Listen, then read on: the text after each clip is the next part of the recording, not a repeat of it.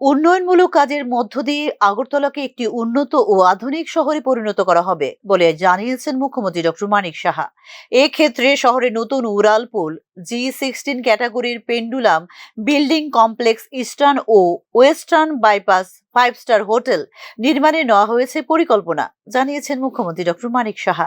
রবিবার পুর নিগমের 32 ও 34 নম্বর ওয়ার্ডের গাঙ্গাইল রোড, মেয়ালার মাঠ, অফিস লেন, জয়নগর, দশমী ঘাট প্রভৃতি এলাকা পরিদর্শনের সময় এ কথা জানিয়েছেন মুখ্যমন্ত্রী ডক্টর মানিক সাহা। মাতাবাড়ি সেখানে আমাদের যে 51 সেখানে হচ্ছে বন্ধুবারে, সেখানে আমি প্রথমেই জিজ্ঞেস করলাম ওই যিনি কন্ট্রাক্টর, ওনাকে বললাম কবে নাগাদ শেষ হবে। উনি কথা দিলেন যে 1.5 বছরের মধ্যে কমপ্লিট করবে। তাই বললাম এর বেশি যেন না হয়। তো এটা তো আমাদের জন্য একটা গৌরবের বিষয়। এখানে আমি প্রায়শই জিজ্ঞেস করি যে পুষ্পবন্ত প্যালেস যে হোটেল হচ্ছে, সেখানে আমি বারবার খবর দিই কবে এটা শুরু হবে। মনিটরিং করছি। এখানে আপনারা জানেন G+16 একটা ক্যালিফোর্নিয়ার যে টেকনোলজি, সেটাকে নিয়ে পেন্ডুলাম একটা আগরতলা শহরে এত বড় বিল্ডিং হচ্ছে, সমস্ত ডাইরেক্টরেটগুলো এখানে চলে যাবে এবং অন্যান্য অফিস। তাহলে আমার জায়গার সংকুলনও আমাদের অনেক সুবিধা হবে। তো যে জায়গাগুলো ওরা ছিল সেখানে আমরা নতুনভাবে চিন্তা ভাবনা করতে পারি। এখানে ইস্টার্ন বাইপাস, ওয়েস্টার্ন বাইপাস, এখানে আমাদের ইউনিটি মল হচ্ছে, আমাদের at the barge of finishing আপনার যে লাইট হাউস প্রজেক্ট, সব মিলিয়ে ন্যাশনাল হাইওয়ে এগুলো হচ্ছে। ত্রিপুরার চেহারা দেখবেন আপনি কদিন বাদে, এখনও মানুষ এসে বলছে। আমি আমাদের মাননীয় মেয়র সাহেবকে রাজ্য জুড়ে পরিকাঠামোগত উন্নয়নের জন্য 7,000 কোটি টাকার প্রকল্প হাতে নেওয়া হয়েছে। জুলাই মাস পর্যন্ত হয়েছে 700 কোটি টাকার প্রকল্পের উদ্বোধন। এক্ষেত্রে ফান্ড দেওয়া হয়েছে এডিসি কেও, জানিয়েছেন মুখ্যমন্ত্রী ডক্টর মানিক সাহা। জন্য যখন ন্যাশনাল হাইওয়ের কথা হয়, আমি দিল্লিতে কথা বলেছি, পুরো টিম এসছে। ওনারা বলছেন যে ওনাদের যে আইআইটির সাথে ওদের হয়েছে, মুভ হয়েছে, তারা এসে কীভাবে এটাকে ভালো করা যায়, টেকনিক্যাল এক্সপার্টাইজ ওনারা দিয়েছেন। তো বলছে যে কাজ শুরু করতে গেলে আমাদের 4টা মাস এখানে কাজ করা যায়। ধরে নেওয়া যায় নভেম্বর, ডিসেম্বর, জানুয়ারি, ফেব্রুয়ারি। আর বাকি আমি আধিকারিকদেরও মিটিং করেছি। আমি বললাম যত কাজ আছে যেখানে, সেই কাজগুলো যেন আমরা এই 4 মাস বাদ দিয়ে 12 মাসে শুধু কাগজপত্রের কাজগুলো, সেখানে যা দরকার আমাদের, যেখানে আমাদের টেন্ডার করতে হবে, টেন্ডারের কাজগুলো করে নিতে হবে। গ্রাউন্ডে চলে যেতে হবে এই নভেম্বর, ডিসেম্বর, জানুয়ারি, ফেব্রুয়ারি। তাহলে আমাদের দেখা যায় এই টাইমেও আমরা টেন্ডার করছি, এটা যেন না হয়।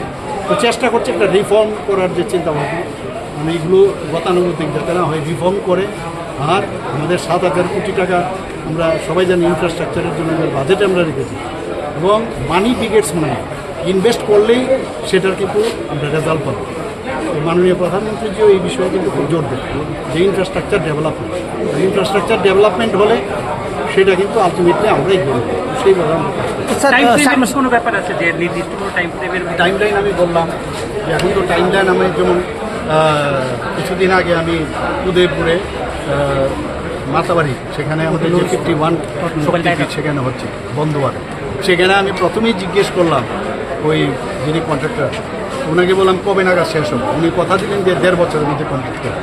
তাই বললাম এর বেশি যেন না হয়। তো এটা তো আমাদের জন্য একটা গৌরবের বিষয়। এখানে আমি প্রায়শই জিজ্ঞেস করি যে পুষ্পবন্ত প্যালেস যে হোটেল হচ্ছে, সেখানে আমি বারবার খবর দিই কবে এটা শুরু হবে। মনিটরিং করছি। এখানে আপনারা জানেন G+16 একটা ক্যালিফোর্নিয়ার যে টেকনোলজি, সেটাকে নিয়ে পেন্ডুলাম একটা আগরতলা শহরে এত বড় বিল্ডিং হচ্ছে, সমস্ত ডাইরেক্টরেটগুলো এখানে চলে যাবে এবং অন্যান্য অফিস। তাহলে আমার জায়গার সংকুলনও আমাদের অনেক সুবিধা হবে। তো যে জায়গাগুলো ওরা ছিল সেখানে আমরা নতুনভাবে চিন্তা ভাবনা করতে পারি।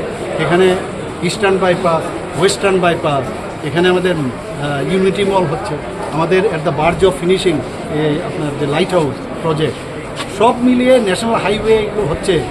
ত্রিপুরার চেহারা দেখবেন আপনি কদিন বাদে, এখনও মানুষ এসে বলছে। আমি আমাদের মাননীয় মেয়র সাহেবকে ধন্যবাদ দেব যে এত পরিষ্কার পরিচ্ছন্ন সমস্ত শহরকে এবং ওনার টিম যেভাবে রাখছে। যেখান থেকে বাইরে থেকে মানুষ আসলেই বলে, যাই বলুন, ত্রিপুরা আগরতলা আসলে মনে হয় এত সুন্দর একটা পরিষ্কার পরিচ্ছন্নতার দিকে আপনারা কিন্তু এক নম্বর। এই জন্য সবাই কাজ করে এখানে। আমরা জানি যে অনেক সময় এইসব ইলেকশন করার পরে অনেকে যে আইএস করার জন্য রাজনীতি করে, আমাদের আইএস করার সুবিধা নেই।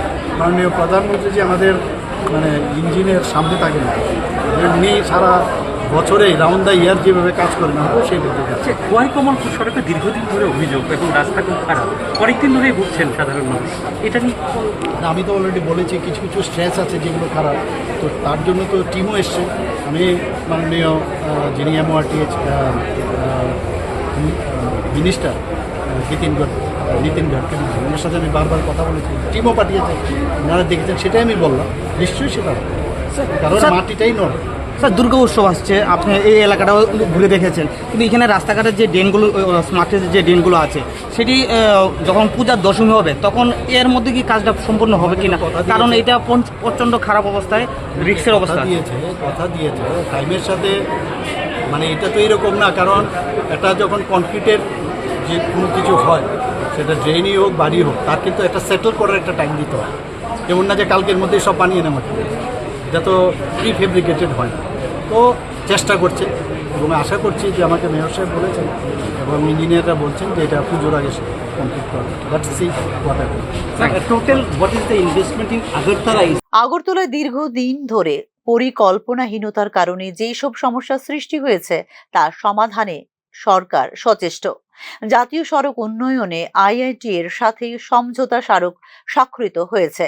এডিসি এলাকাগুলোর পরিকাঠামো উন্নয়নেও কাজ করছে সরকার বলে জানিয়েছেন মুখ্যমন্ত্রী ডক্টর মানিক সাহা। বিভিন্ন এলাকা পরিদর্শনের সময় স্থানীয় মানুষের অভিযোগ শুনে সংশ্লিষ্ট বিভাগকে দ্রুত ব্যবস্থা নেওয়ার নির্দেশ দেন মুখ্যমন্ত্রী ডক্টর মানিক সাহা। জল জমার সমস্যা রোধে সঠিক ড্রেনেজ ব্যবস্থা, রাস্তা উন্নয়ন, জল সরবরাহের মানোন্নয়ন ইত্যাদিতেও এদিন বিশেষ গুরুত্ব দিয়েছেন মুখ্যমন্ত্রী doctor Manik Saha. Bureau report, news নাও।